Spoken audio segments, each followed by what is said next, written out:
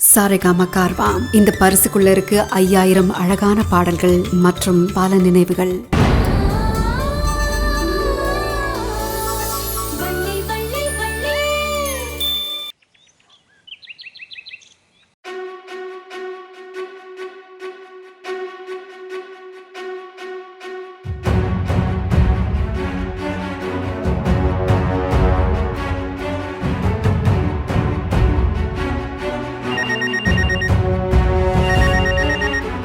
அண்ணே, போன் அடிக்குது, போய் யாருன்னு பாரு.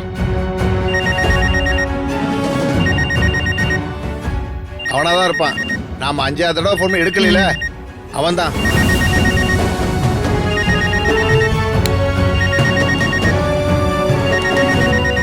புது நம்பரா இருக்கு. ஹலோ அப்பா. அசோக். அப்பா. அசோக், எங்கடா இருக்கிற? எங்க இருந்துடா பேசுற? நீ தப்பிச்சிட்டியா? சொல்லுடா, சொல்லு. அப்பா அப்பா அது ஏய், எதா இருந்தாலும் வீட்டுக்கு வந்து பேசிக்கலாம். சீக்கிரம் வாடா. ஏய், அவ வேற ரவி மூஞ்சில கெமிக்கல் ஊத்துறன்னு சேலஞ்ச் பண்ணிட்டு போயிருக்காடா. ஆனா ஒன்னும் பிரச்சனை இல்ல. யாருக்கும் தெரியாம மீஞ்சூர்ல இருக்கிற நம்ம பழைய பங்களாவில் அவனை அடைச்சி வச்சிருக்கிறேன். டேய், நீ எப்படியாவது தப்பிச்சு வீட்டுக்கு வந்துடுறா. டேய், மறுபடியும் அவ கண்ணில் பட்டுன்னு உன்னை ஏதாவது பண்ணிடுவா. நீ சீக்கிரம் வீட்டுக்கு வா. அப்பா அப்பா எல்லாமே முடிஞ்சு போச்சுப்பா. என்னடா சொல்ற? என்ன சொல்ற? அப்பா, அவ மூஞ்சில நான் கெமிக்கலை ஊத்திட்டேன்ப்பா. அப்பா, என் கையில கெமிக்கல் பாட்டில் கொடுத்து ரவி மூஞ்சில கெமிக்கலை ஊத்த வச்சுட்டாப்பா.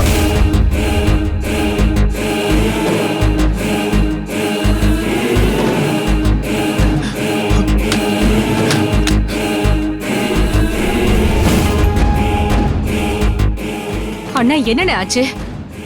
அண்ணா சொல்லுண்ணே, என்ன ஆச்சு? அண்ணா சொல்லுண்ணே, என்ன ஆச்சு?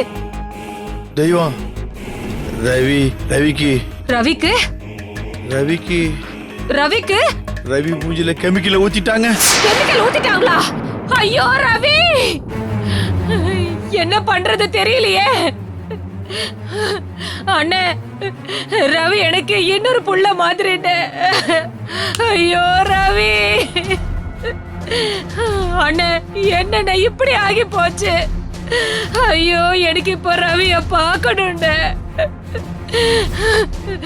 என் புருஷன் ஜெயில இருந்து வந்து கேட்டா நான் என்னென்ன சொல்லுவேன்? என் புள்ளைய கொன்னுட்டா. ரவி முகத்துல கெமிக்கலை ஊத்திட்டா. என்னை இப்படி நிர்மூலமாக்கி வச்சிட்டா. நான் என்ன பண்றதுன்னு தெரியலையே. எனக்கு ரவி உடனே பார்க்கணும் போல இருக்குட்டே.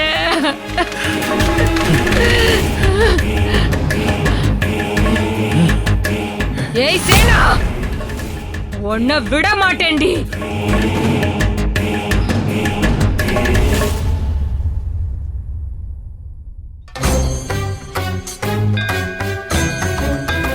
எத்தனையோ விஷயங்கள் எதிர்பாராத நேரத்துல எதிர்பார்க்காம நடக்கும்னு சொல்லுவாங்க. அது தெய்வத்தால மட்டும்தான் முடியும். நீயும் ஒரு தாய். 2 தாய் படக்கூடிய மனவேதனை உனக்கும் நல்லாவே தெரியும். அதனால இந்த 2 தாய்க்கும் நீதான் ஒரு நல்ல வழியை காட்டணும். இங்க ஒரு தாய் தான் பெத்த குழந்தைய தியாகம் பண்ண துணிஞ்சிருக்கா. நான் அதை வாங்கிட்டு போற நிலைமையில இருக்கேன். வள்ளியோட மனசு வேற யாருக்குமே வராது. அவளோட நல்ல மனசுக்கு எல்லாமே நல்லபடியா நடக்கணும். உன் அருளால அவளுக்கு 2 குழந்தைங்க பிறக்கணும். 2 குழந்தைங்களையும் உன் காலடியில போட்டு இந்த கோவில்ல இருந்தே நாங்க எடுத்துட்டு போகணும். அவளும் ஒரு தாயா, அவளால நானும் ஒரு தாயா சந்தோஷமா இருக்கணும். நீதான் எங்க 2 பேருக்குமே வழி காட்டணும். அதுக்காக தான் ஒவ்வொரு வாரமும் உனக்கு விரதம் இருந்து பூஜை பண்றேன். ஆகாச நாயகியே போற்றிவோம், 7 நிறை நிறைத்தாய் போற்றிவோம், எல்லாம் வல்ல இறைவனே போற்றிவோம், எல்லாம் வல்ல நாயகினே போற்றிவோம், சந்தானம் பாக்கியம் அளிப்பவளே போற்றிவோம். ஓம் ஓம் போற்றிவோம்.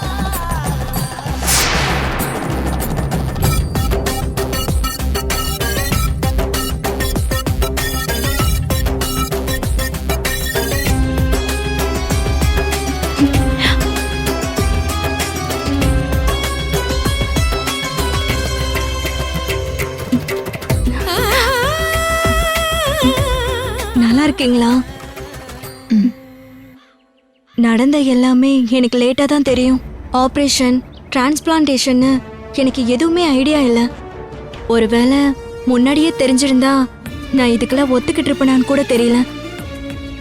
என்னால நிறைய பேருக்கு கஷ்டம், சம்பந்தமே இல்லாம உங்க வாழ்க்கையில வர குழப்பம், பிரச்சனை. இல்ல, அந்த மாதிரிலாம் எதுவுமே இல்ல. இதெல்லாம் நடக்கணும்னு இருக்கு, நடக்குது. ஒரு பொண்ணு மலடியா பட்ட மரமா இருக்கும்போது எவ்வளவு வலி வேதனை இருக்கும்னு நான் அனுபவிச்சிருக்கேன். என்னால எந்த ஒரு விசேஷத்துலயும் கலந்துக்க முடியாது. வளைகாப்பு, கல்யாணம்னு எங்க போனாலும் இன்னும் உனக்கு குழந்தை இல்லையான்னு கேட்பாங்க.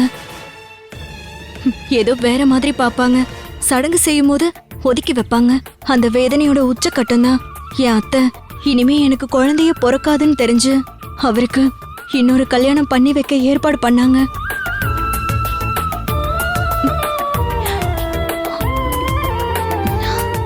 அதெல்லாம் முடிஞ்சு போச்சு. இனிமே உங்களுக்கு எந்த கவலையும் இல்ல. நீங்களும் அம்மாவாயிட்டீங்க. சத்தியமா எனக்கு பயமா தான் இருந்துச்சு. ராகுல் இன்னொரு கல்யாணம் பண்ணிக்கிற நிலைமை கண்டிப்பா வந்துரும் தான் நினைச்சேன். ஆனா எப்படி இப்படியெல்லாம் ஆச்சுன்னு எனக்கு ரொம்ப ஆச்சரியமா இருக்கு. எனக்கு கர்ப்பமா இருக்கிற மாதிரி நடிக்க சொன்னாரு. 10 மாசம் கழிச்சு குழந்தை எங்கன்னு கேட்டா என்ன பண்றதுன்னு தூங்காம பைத்தியம் பிடிச்ச மாதிரி யோசிச்சுக்கிட்டே இருப்பேன்.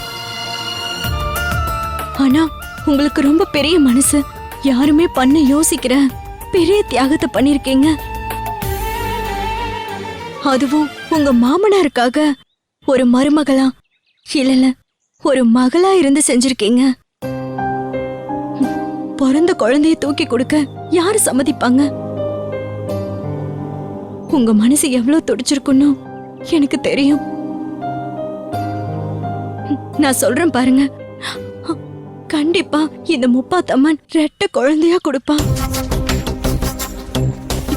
அதுல ஒரு குழந்தைய உங்க தங்கச்சி மாதிரி நினைச்சு எனக்கு தூக்கி கொடுப்பீங்க. இது நடக்கும்.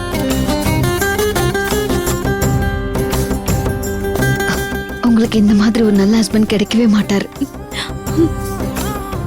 ராகுல் நினைச்சிருந்தா அவங்க அம்மா பேச்சை கேட்டிருந்திருக்கலாம், இல்ல வேற ஒரு வாழ்க்கையை தேடி போயிருக்கலாம். ஆனா எந்த சூழ்நிலையிலயும் உங்க மனசு கஷ்டப்படக்கூடாதுன்னு நினைக்கிறாரு. இவ்வளவு தூரம் உங்களை நடிக்க சொல்லி இந்த வயசுலயே கிட்னி கொடுத்து இன்னொரு உயிரை காப்பாத்தி உங்க கையில ஒரு உயிரை ஒப்படைச்சு உங்களுக்கு அம்மாங்கிற ஒரு அந்தஸ்தை கொடுக்கணும்னு நினைச்சிருக்காரு.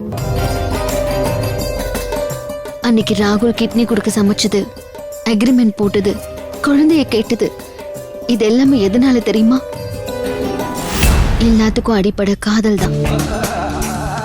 அவர் உங்க மேல வச்சிருக்கிற காதல். அதனாலதான் அவர் எவ்வளவு தூரம் போயிருக்காரு. காதலும் தாய்மையும் ஒண்ணுதான். விட்டு கொடுக்கறதும் வலி தாங்கிறதும் அதுக்கு பெருசு இல்ல. ராகுல் மனசு முழுக்க காதலோட உங்களை நெஞ்சில சுமந்துட்டு இருக்காரு. நான் நடிக்கிறது, இந்த அக்ரிமெண்ட், குழந்தை வாங்க போறது, இது எதுவுமே என் அத்தைக்கு தெரியாது. அவங்களையும் நான் சமாளிக்கணும்.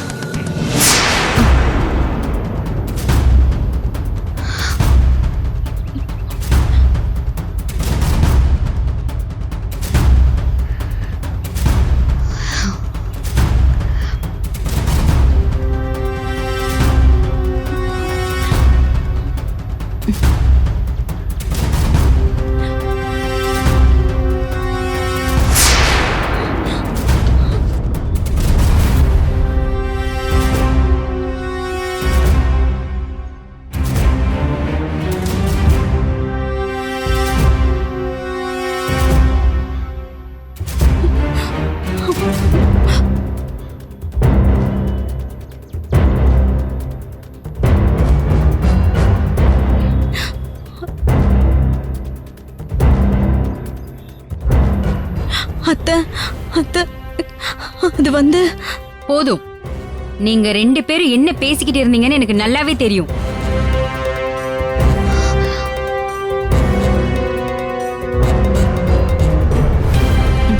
என்ன அப்படி பாக்குறீங்க? மாசமா இருக்கும்போது என்ன பேசிப்பாங்கன்னு எனக்கு தெரியாதா? பிரசவம் எப்படி இருக்குமோ என்ன ஆகுமோன்னு பயப்படுறீங்க அதானே?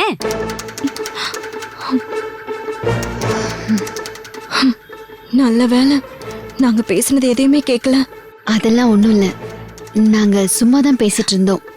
ஆ, இதோ பாருங்க, பிள்ளையை பெத்து வளர்த்த எங்களுக்கு தெரியும் இந்த நேரத்துல மனசு எப்படி அடிச்சுக்கும்னு. அத பத்தில நீங்க எதுவும் கவலைப்படக்கூடாது. என் மருமக முழுகாம இருக்கிற செய்தியை கேட்டப்பவே எனக்கு ரொம்ப சந்தோஷம். எத்தனை வருஷம் பார்க்காத வைத்தியம் இல்ல, போகாத கோயிலும் இல்ல. நானும் ராகுலுக்கு வேறொரு பொண்ணை கட்டி வைக்க முடிவே பண்ணிட்டேன். ஏதோ கடைசி நேரத்துல யார்கிட்ட என்ன வரம் வாங்கிட்டு வந்தாலோ இப்போ கர்ப்பமா இருக்கா. ஆனா ஒண்ணு, அவ மட்டும் இந்த வருஷம் வாயும் வயிறுமா இருக்குங்கிற செய்திய சொல்லாம இருந்திருந்தா கண்டிப்பா என் பையனுக்கு வேற ஒரு பொண்ணை கட்டி வச்சிருப்பேன். என்ன சொல்றதுமா, இதெல்லாம் சகஜம் தானே. எனக்கு என் மக வயித்து குழந்தைய பார்க்கணும்னு ஆசை இருக்காதா? எங்கேயோ பிறந்த குழந்தைய எடுத்துட்டு வந்து வளர்க்கறதுக்கும் நாம பெத்த குழந்தைய சீராட்டி பாராட்டி வளர்க்கறதுக்கும் வித்தியாசம் இருக்குல்லம்மா. எதை வேணாலும் வாங்கலாம், குழந்தைய போய் வாங்க முடியுமா? இல்ல குழந்தை வேணும்னு வேற யார்கிட்டயாவது கையேந்தி நிக்க முடியுமா? இப்ப கூட அவங்க குழந்தை தானே அத்தை நம்ம வாங்க போறோம். அவங்க கிட்ட தானே கையேந்தி நிக்க போறோம். நீங்க எல்லாரும் சந்தோஷப்படுற மாதிரி உங்க மருமக உங்க குடும்ப வாரிசை சுமந்துட்டு இருக்காங்க. கண்டிப்பா அவங்க நல்லபடியா பெத்து கொடுப்பாங்க.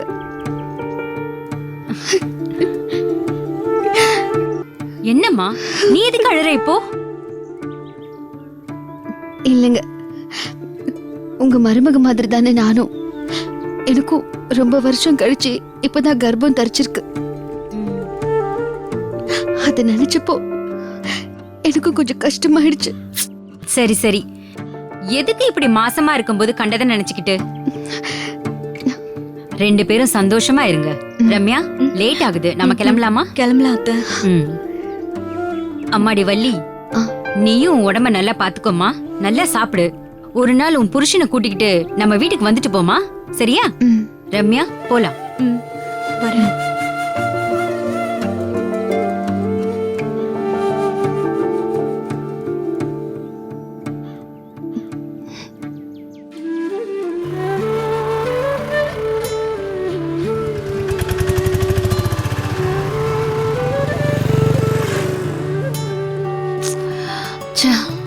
இவ்ளோ நேரம் ஆகியும் இன்னும் பஸ்ஸ காணுமே.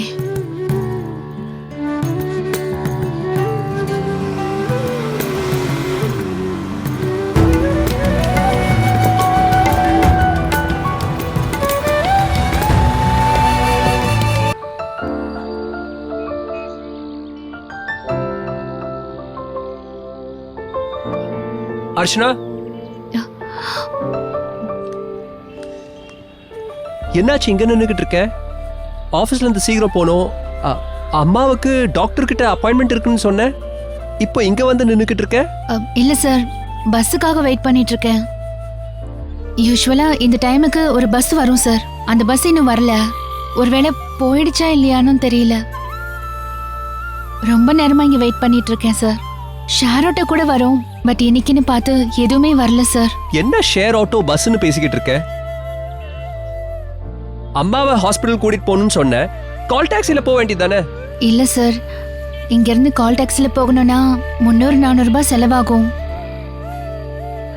தினமும் கார்ல போயிட்டு வந்தா கட்டுப்படி ஆகுமா? அந்த 300 ரூபாய்க்கு அம்மாக்கு நான் மாத்திரை மருந்து வாங்கி தருவேன். அதெல்லாம் சரிப்பட்டு வராது சார். பரவாயில்ல சார், ஏதாவது ஒரு பஸ் வரும், நான் பாத்துக்கிறேன். அர்ச்சனா, வண்டியில ஏறு, நான் டிராப் பண்றேன். பரவாயில்ல சார், நீங்க போங்க சார், நான் பாத்துக்கிறேன். தேவையில்லாம உங்களுக்கு வர கஷ்டம். எப்படியும் வண்டி வரும் சார், நான் பாத்துக்கிறேன். நான் சொல்றேன்ல, என் வீடு என்ன வேற ரூட்லயா இருக்கு? அந்த வழியில தானே இருக்கு. எப்படியும் அந்த வழியில தானே கார் போகுது. உங்க வீட்டுக்கு போறதுக்கு நான் என்ன தனியாவா டீசல் போட போறேன்? இல்ல சார், ப்ளீஸ் சார், பரவாயில்ல சார், நீங்க போங்க. அதெல்லாம் ஒரு விஷயமும் இல்ல. Come on, I'll drop you. இல்ல சார், வேண்டாம். நான் பாத்துக்கிறேன். அர்ச்சனா, நான் சொல்றது கேளு, உட்காரு, வா போலாம். ம்.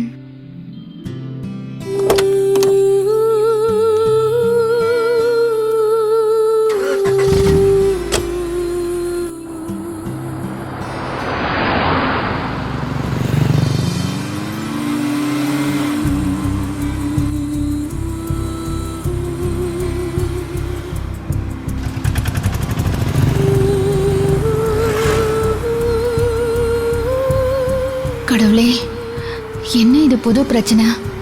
ஆகாஷ் காதல் அது இதுன்னு இவர்கிட்ட நிறைய கதை விட்டு வச்சிருக்கோம். இப்போ இவர் வேற வீட்டுக்கு வந்தா என்ன ஆக போதோ? அம்மாவை பார்த்து ஆகாஷ் காதல்னு ஏதாச்சும் சொல்லிட்டா எல்லாம் முடிஞ்சு போயிடும். ஏற்கனவே அம்மாவுக்கு உடம்பு சரியில்லை, இதுல இவர் வேற எதுவும் குழப்பிடக்கூடாது. கடவுளே, இவர் வீட்டுக்குள்ள மட்டும் வரக்கூடாது. கடவுளே காப்பாத்து.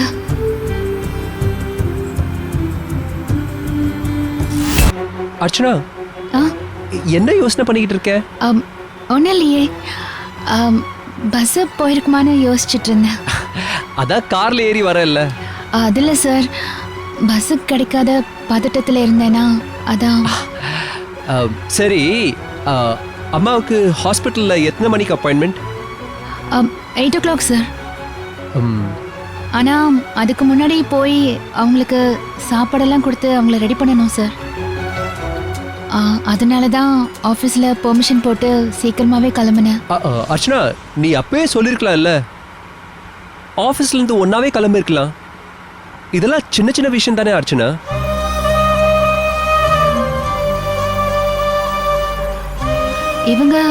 இவங்க தான் என்னோட வைஃப் வெனிலா. ஓ,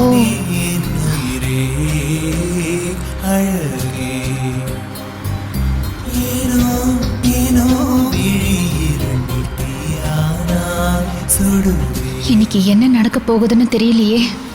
என்னோட ராசியில ஆப்புன்னு எழுதியிருக்குன்னு நினைக்கிறேன்.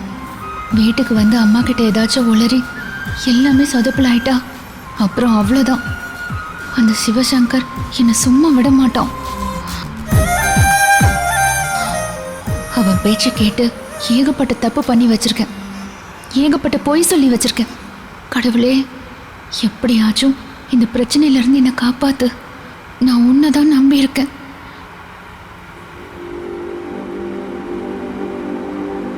நானும் வந்ததுல இருந்து பார்க்குறேன், ஏதோ பயங்கரமான யோசனைல இருக்க. அப்படிலாம் ஒன்றுமே இல்லை சார். நிறைய திங்கிங் போயிட்டுருக்கு. ஆஃபீஸில் இமெயில், அம்மாவோட தெரப்பி, மற்றபடி எதுவுமே இல்லை சார். ஓ ஓ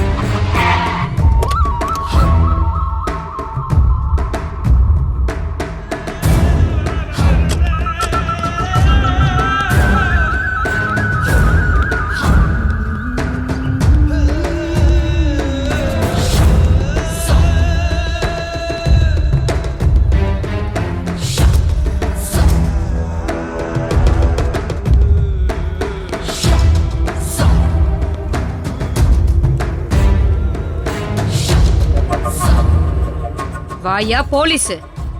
அன்னைக்கு கல்யாண மண்டபத்துல என் புள்ள செத்தப்ப வந்ததோட சரி, என்ன ஆச்சு? அந்த கேஸ் பத்தி ஏதாச்சும் தெரிஞ்சுதா? சேனா மேல ஏதாவது கேஸ் போட முடிஞ்சுதா? அரெஸ்ட் பண்ணியா? என்ன விஷயம் சொல்லு. அன்னைக்கு வந்து பேப்பர்ல ஏதேதோ எழுதிக்கிட்டு போன, அப்புறம் ஆளையே காணோம். என்ன ஃபைல மூடி கிடப்புல போட்டாச்சா?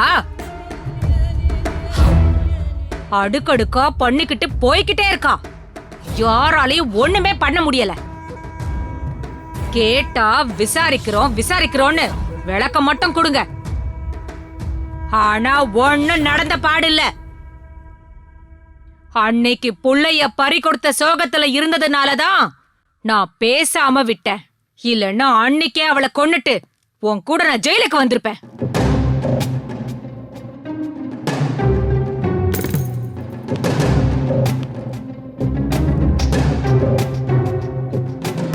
சார், ஒரு முக்கியமான விஷயம், உங்களை தான் பார்க்க வந்தேன்.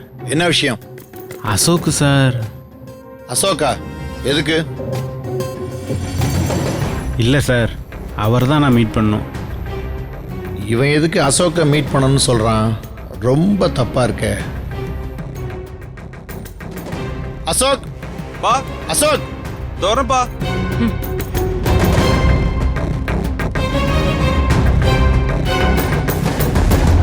என்னப்பா? சாரி சார், நான் உங்களை அரெஸ்ட் பண்ணுறேன்.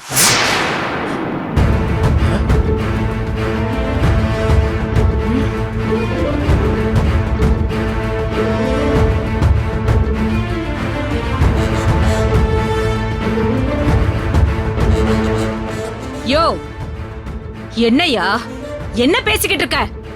எங்க வீட்டுக்கு வந்து எங்க வீட்டு புள்ளையவே அரெஸ்ட் பண்றேன்னு சொல்ற? என்ன எங்க எல்லார் காதலையும் மாலைய மாட்டி இருக்கோன்னு நினைச்சியா? Madam please. என்ன மேடம் ப்ளீஸ்? எதுக்கு இப்ப அவனை அரெஸ்ட் பண்ற? உன் இஷ்டத்துக்கு வீட்டுக்குள்ள வந்து அரெஸ்ட்னு சொல்ற? என்ன எல்லாருக்கும் குளிர் விட்டு போச்சுல?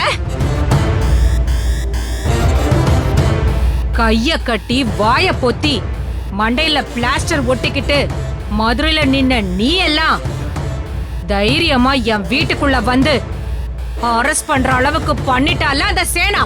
அரெஸ்ட் வாரண்ட் இருக்கு மேடம், அதான்.